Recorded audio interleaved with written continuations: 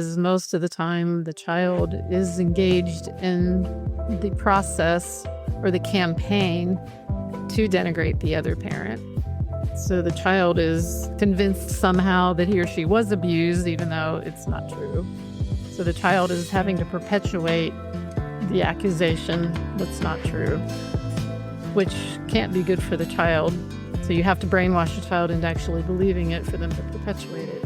Or in the case of maybe older children, they know that they're perpetuating a lie, but they do it anyway because they get something out of it, right? Hey, this is Diane Dirks. And I'm Rick Voiles.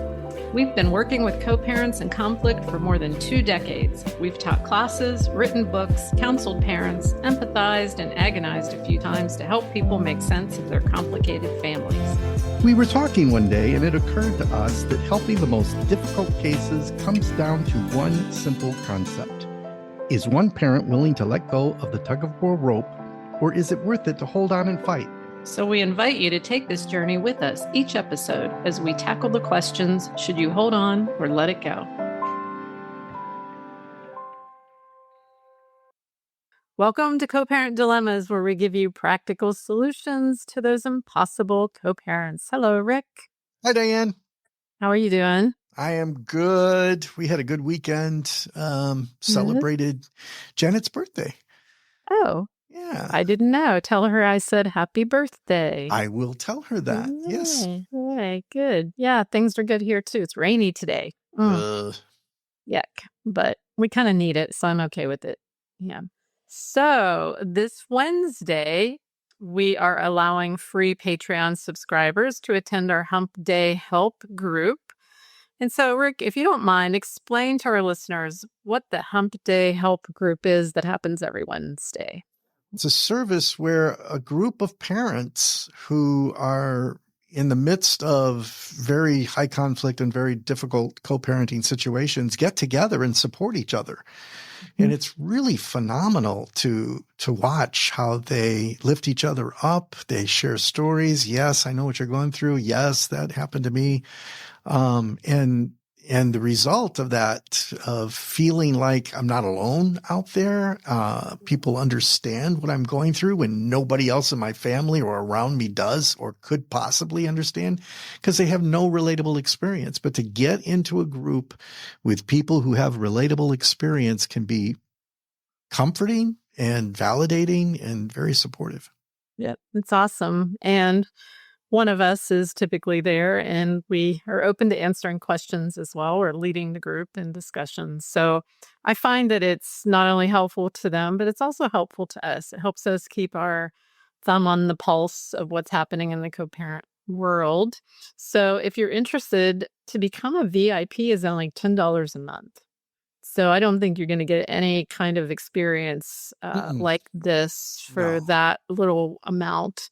So we really encourage y'all to do it. But if you just want to try it out for one more week, we're going to be doing it for all of our Patreon subscribers, even those who subscribe for free. So check it out at patreon.com/CP Dilemmas. So Rick, I have a good news story. It's reminiscent of Jonah and the whale. Do you remember that old Bible story? I do. You do. What is the story of Jonah and the whale? Jonah gets swallowed by a whale, and then because he's running away from his task that he's supposed to do, and then the whale swallows him and then spits him out where he's supposed to be. Well, I have a story of a real-life Jonah. No. Yes. On Friday, June 11th, 56-year-old Wellfleet, Massachusetts resident Michael Packard wasn't fleeing the wrath of God when he dove into the waters. He was diving for lobster.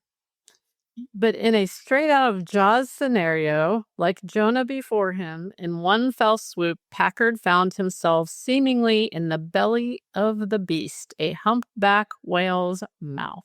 Whoa. All of a sudden, I felt this huge shove, and the next thing I knew, it was completely black, Packard told the Cape Cod Times. I could sense I was moving, and I could feel the whale squeezing the muscles in his mouth. Ugh. Packard's first terrifying thought as he struggled in the darkness was that he'd been scarfed down by a great white shark. While it didn't take him long to realize the gullet in which he was uncomfortably lodged belonged to a whale rather than a toothy shark. His prospects for survival did not look good. However, thrashing its head, the whale made for the surface in a major hurry, where it speedily spat the gobsmacked Packard back into the briny water. The entire episode took under a minute, but it was enough for Packard to see his life flash before his eyes. He said, I was completely inside. It was completely black. I thought to myself, there's no way I'm getting out of here. I'm done. I'm dead. All I could think of was my boys, who are 12 and 15 years old. Although he suffered a dislocated knee and a great deal of soft tissue damage, for a lobsterman who'd been recently ingested and disgorged by a 25-ton mammal, Packard survived the encounter remarkably intact and is thankful to be alive. Wow. I Wow. can't imagine what that would be like. Who knew the hazards of being a lobsterman? I would never have the wherewithal to recognize a gullet in the midst of something like that. Yeah, I don't know. But anyway, that's pretty amazing. It doesn't really say what caused the whale to spat him out. Maybe he just didn't taste very good. I don't know. Got stuck in his throat somehow. Yeah. Something. Anyway, that's a terrifying story, but the good news is that he survived, could tell about it. And I can imagine somewhere there's a whale going home and telling the family about, and I lived. I almost choked to death, but I lived. to death. Yeah. Yes. So what we're going to talk about today may feel like that to many of our listeners. Being kind of swallowed by a whale and not understanding what is happening. So fairly recently, and really probably for the last few years, I've dealt with some clients and even some of the people on our Hump Day Wednesday group who have been falsely accused of some sort of abuse, falsely accused maybe of physical or sexual abuse, falsely accused of alienating their children. And I think when that happens, it is kind of blindsiding, sort of like this guy in the whale. You're like, all of a sudden you're in the belly of a whale and you're thinking, what is happening here? So I thought it might be helpful to some of our listeners to not only affirm their experience and how very, very difficult this is, but talk a little bit about maybe how the professional and legal world hasn't really caught up with this yet. Mm-hmm. Or even how culturally, I think we have a tendency to not protect those who are falsely accused because we become really sensitive to what if it's true. Right. So this is not going to be an easy discussion, and it's not simple to discuss because there are complexities on both sides, especially when children are involved, right? Yeah. So I think in the legal world and even with professionals, there's a fear of liability if I get it wrong. So what if one parent is accusing the other of child abuse? What happens if I don't believe it that it's true? What happens if I do believe it and it's not true? Mm. And which would have the worst outcome? And I don't think you and I have been in these positions. It's not often easy to know, but it does take a certain amount of training. And, I'm a stickler about training, right? Right. Don't put your toe in this water unless you've been adequately trained, because you could do a lot of damage as a professional.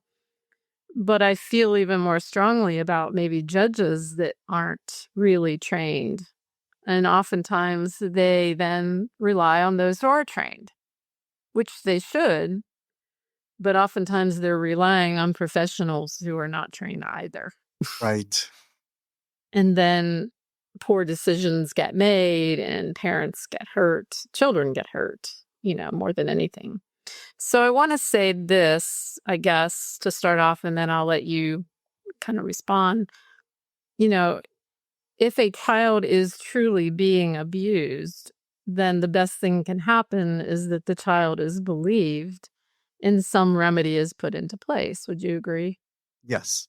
Whether that remedy is you no longer are exposed to that parent or that parent receives some sort of help to stop the abuse. But even then, it can be traumatizing for a child, for instance, if the abuse is sexual in nature. Right. That even if the parent gets the help they need, that doesn't necessarily mean that the child is going to want to reengage.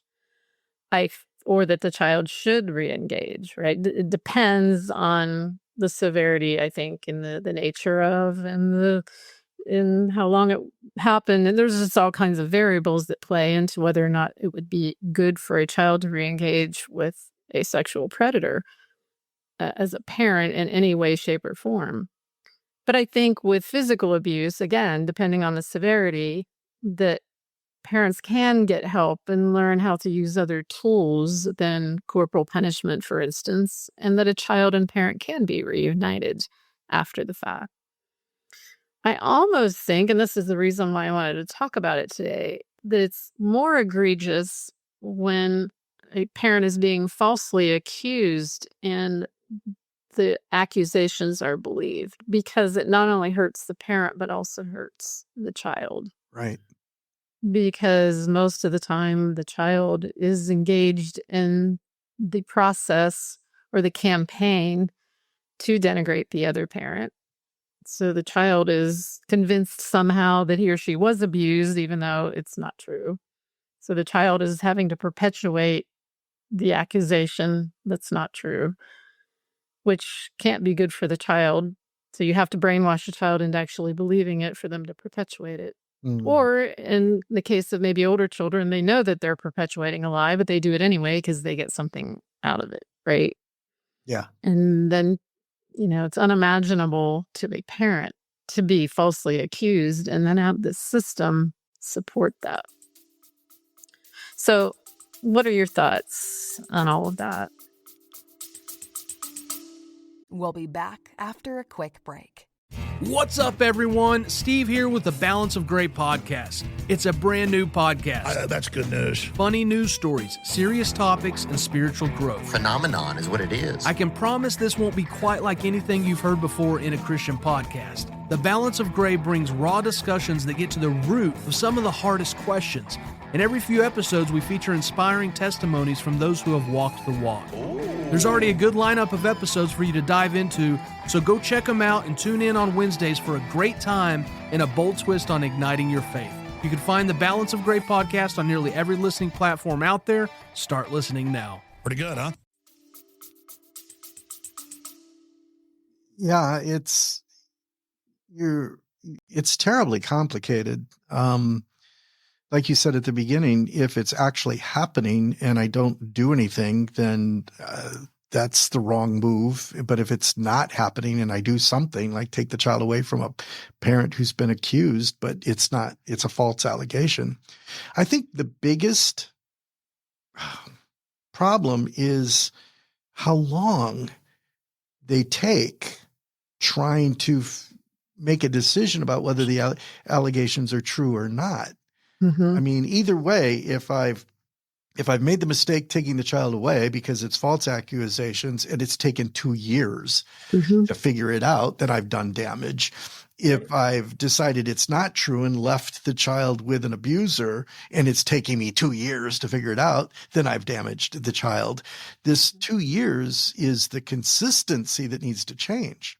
Right. There needs to be a separate process on these things where we can quickly evaluate and quickly make it as best decision as we can and take action. Right. Oftentimes there's an emergency hearing asked for, which makes sense if there are accusations of child abuse, and they get a hearing really quickly. But in that hearing, it's determined that the child will be taken away from the parent until further notice. And then you got 2 until years. And then you get and I think we talked about this somewhat in the case from hell, remember? Yes. That, once there was an accusation made, the child was taken away, and then it took how many years for the custody evaluator to get involved and make some sort of determination about the abuse. And by that time, the child had been with the brainwashing parents so long that the accusations seemed very real to the Yes. children, and they had a hard time letting go of them. Yep. So I totally agree with you. The time that it takes, where is the emergency? What happens to the emergency after the emergency hearing?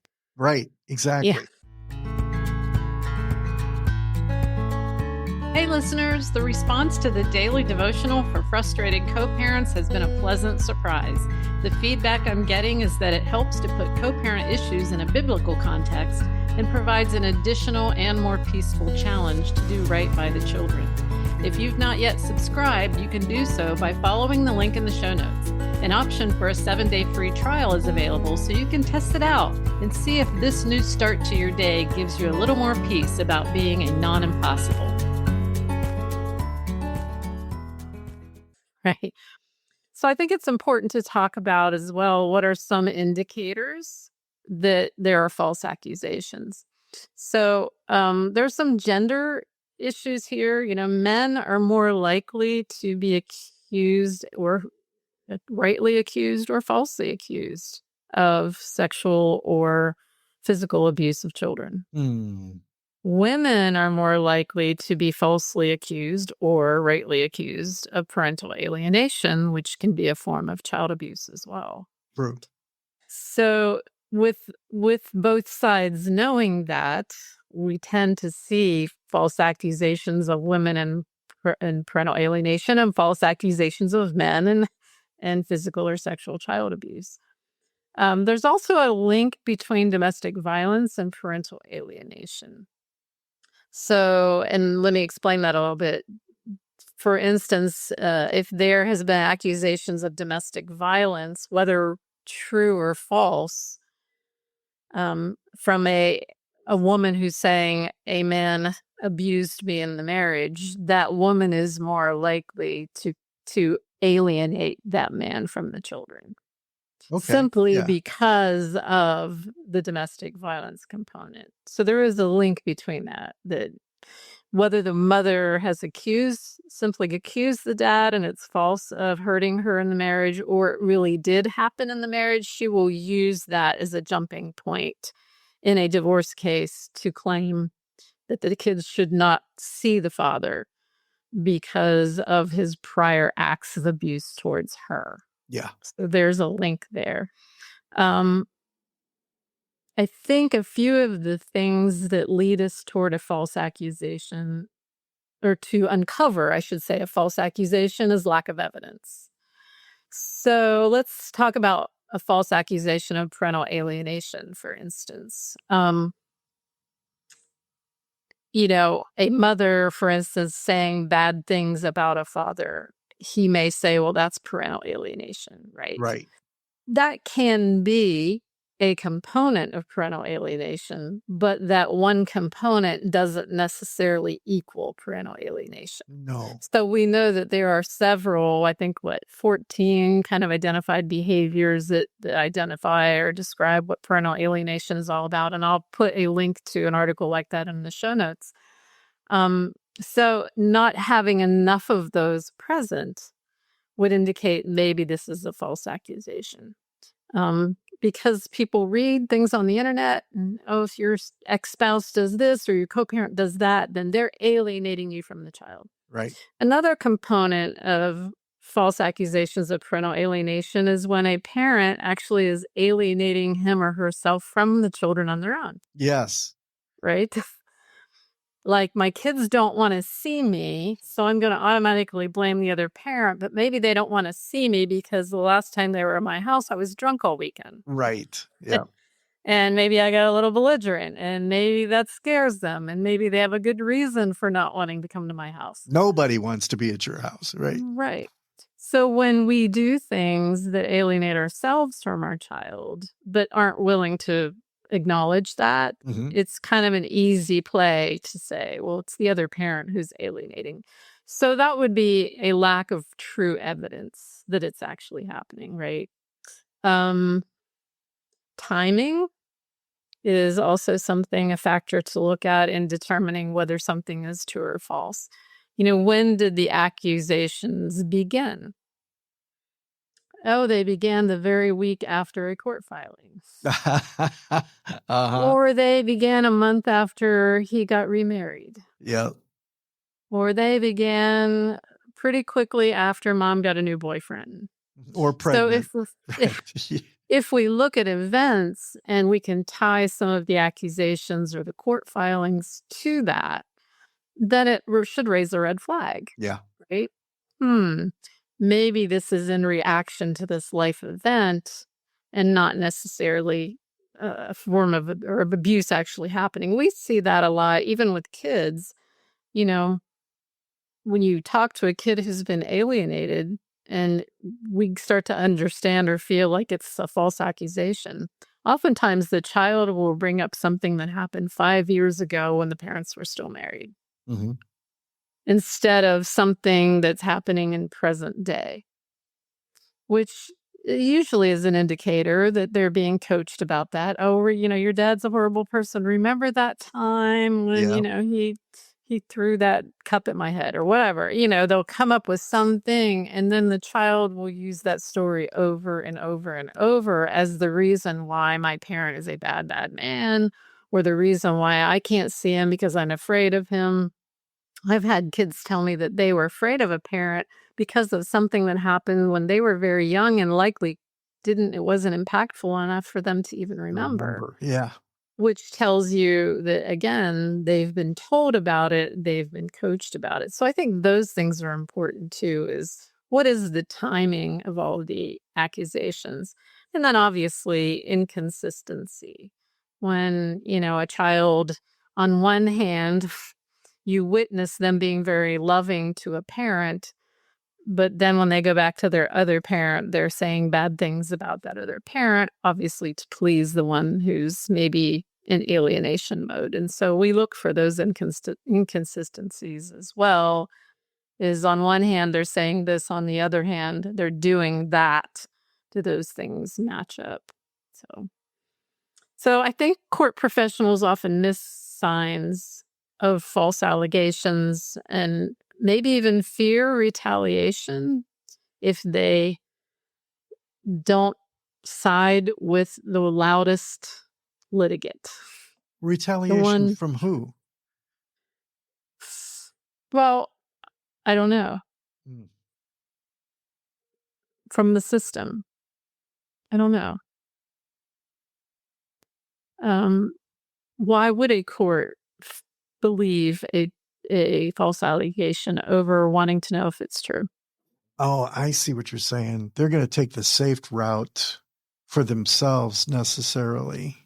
The easiest decision right now in order to get this case moving, or so that it doesn't go to appeal, or they don't get, the judge doesn't get accused of something. Yeah, Yeah. possibly. Okay. I mean, yeah, if I get it wrong and then the child ends up dead, Right. then it doesn't look so good on me, or I didn't feel so good, Right. right? But I think this is where the cultural stuff comes in a little bit.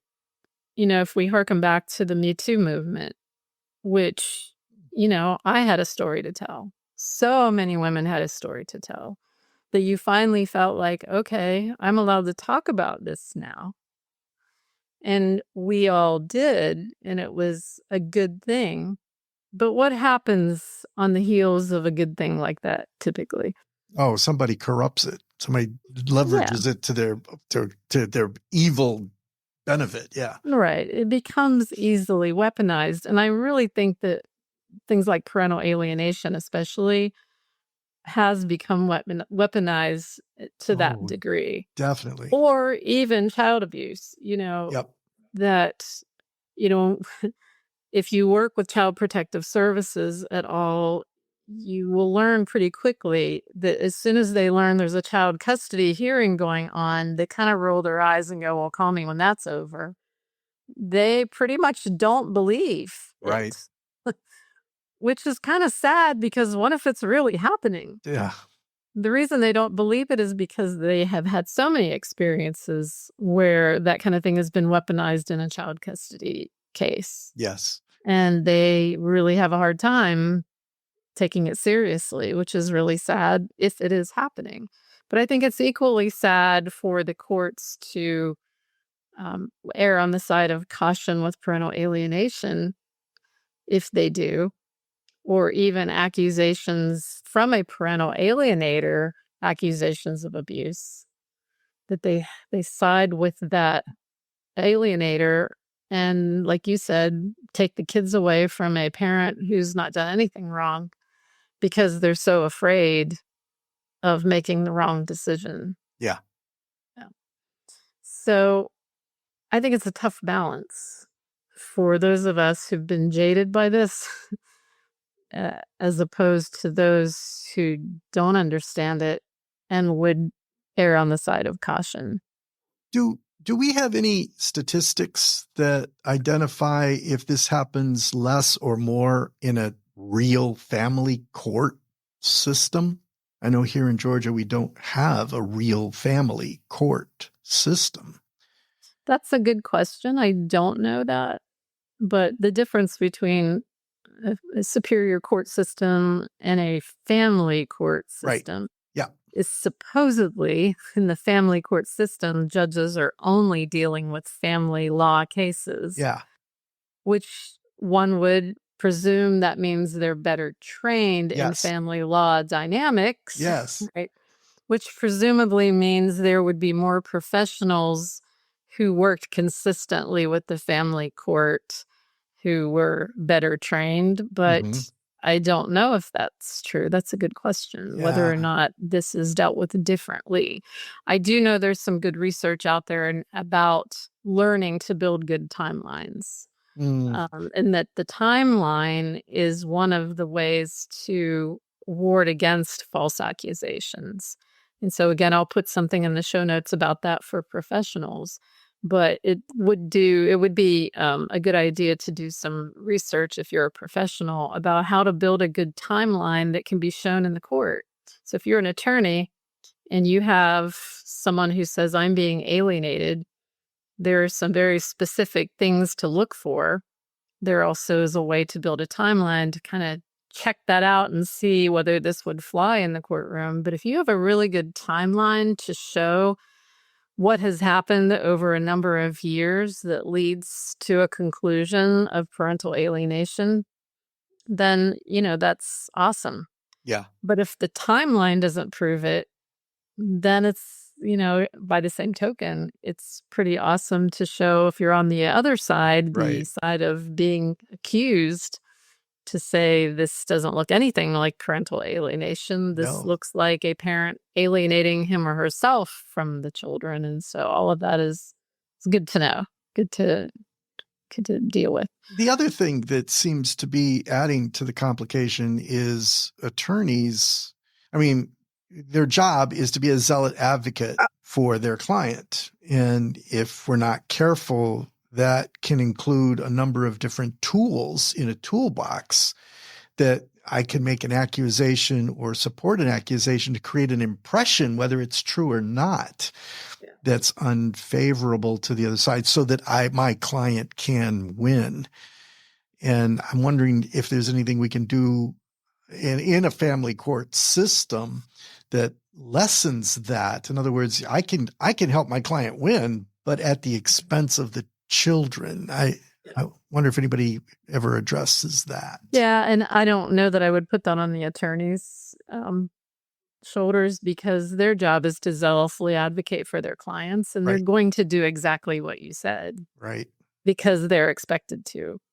And that's the service they provide to their client, is if you say you're innocent, I'm going to help you prove you're innocent. If you're guilty, then yeah. I mean, the other side says you're guilty. Yeah, but so I think this really falls on the court-connected professionals who are charged with doing forensic investigations, evaluations, custody work, guardians ad litem, psychological evaluators, those kinds of people to get the right kind of training. I love that you brought up the family court system, because wouldn't it be great Mm-hmm. if the family court system had someone on staff Yeah. that said, I'm not on a side. I'm going to evaluate. It's interesting when there are true cases of child abuse, for instance, and the system gets involved, people are more likely to get the help they need through that system than the system that requires both sides to be paying thousands of dollars to their attorneys. Yeah. You Yep. know what I'm saying? That Yep. there are better systems in place provided to people for the sake of children when people don't have any money. Yeah. I've often said, like the case from hell that we presented, had her ex and she had no money and this came up, they would have pretty quickly unsubstantiated the claims and they would have moved on as a divorced family without any, intrusion from the court. Yep. But because one parent had a lot of money to continue to file claims over and over that were forced to stay in the court system for so long, and like you said, no resolution, that the kids then became more damaged. It's curious to me how crippled this system is when someone has enough money to keep things, in limbo. Right. Limbo. Which our child protective services didn't have time for that. No. Let's get in there, figure out what's happening, see if we can help somebody, get these kids back to their biological parents as soon as possible, get that reunification happening, because we got to move on to the next case, right? Yes. And you actually get, I think, better services. I don't know if I should say that, because some of the services provided by the system aren't that great. But wouldn't it be great if our system did provide good quality services to address some of these emergency issues in the court, to quickly determine, is it happening or isn't it happening, to preserve the child's psychological well-being? Yeah. It's a complicated issue, and we could do better than we're doing. Yeah. Absolutely. Absolutely. So, we always like to end on a word of hope, right? For those of you who are listening who are being falsely accused of any of the things we're talking about today, I want to just say to you that there is hope, that more than likely, if you had any time at all with your child to bond with them, that bond has been meaningful, and that bond will eventually be meaningful. But what you might have to go through in the meantime is like being swallowed by a whale. Yes. It's dark. It feels hopeless. It feels like, okay, this is the end for me. And I'm here to tell you that we have a lot more positive stories, I think, with positive outcomes than you can imagine. It's just we don't hear about those stories after the fact as much. Right. Yeah. And I kind of hope that we have talked about this before, but I want to sort of reignite this idea of getting some positive stories on our show, to give parents who are struggling with false accusations a little bit of hope. Yeah. Because I think it's probably one of the hardest things to endure, is to have what you feel is a good relationship with a child to just be turned upside down by someone who supposedly loves that child. Yeah. I can't think of anything worse other than it being true. And it's hard sometimes to determine which is worse. It's very, very painful. And if you're going through it, don't go through it alone. Don't isolate yourself. Yeah. Absolutely. Yeah. Reach out to a therapist, reach out to a group like ours, Yes. a Hump Day group, Yes. to just be able to talk about it. And I hope that if you're listening to this, that you will come to our group, because I think that just having other people say, yeah, I went through that, but it did get better, or I was able to reunite with my child, or the court did get it right is important to hear, that it's not a losing battle completely. So, all right. That was a good discussion, and I really hope that we continue it on some level by maybe getting some people who have positive stories of reunification to chat with us. That would be great. If that's a story you have, we want to hear about it. Okay, Rick. We'll talk to everyone next week. Bye-bye, everybody. All right. Hey, listeners, thanks for listening and tuning in to our podcast. If you're on YouTube, we hope that you'll subscribe to us and like our show. If you've listened audio, we want you to give us a 5-star review. And the reason to do that is so that we can be more available to other listeners. When you give us a positive review, more people can get help. So we'll see you next time. The information contained in this podcast is generic. It must not be misconstrued as constituting legal or psychological advice.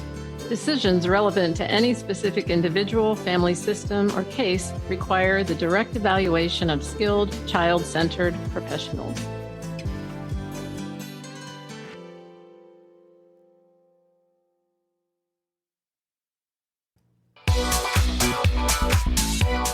This podcast was filmed at Podium Studios at Marietta Square. Grow your business with turnkey, professional quality podcasting, live streaming, and online events. Don't worry about editing. Don't worry about anything. Just come in and record. Learn more at thepodium.studio. Step up to the podium.